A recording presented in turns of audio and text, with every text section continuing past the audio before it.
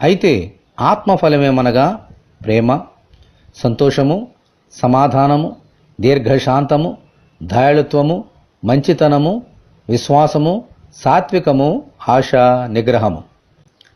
దేవుని వాక్యములో చెప్పబడిన రీతిగా ఒక మంచి చెట్టు పనికిమాలిన ఫలములు ఫలించదు.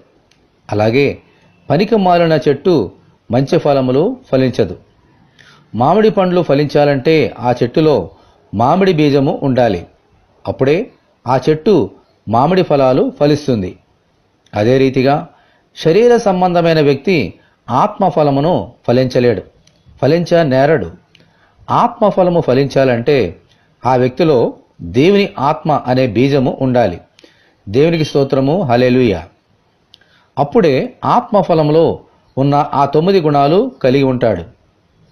ఆత్మ సంబంధమైన విశ్వాసిగా ఈ లోకంలో జీవించగలుగుతాడు.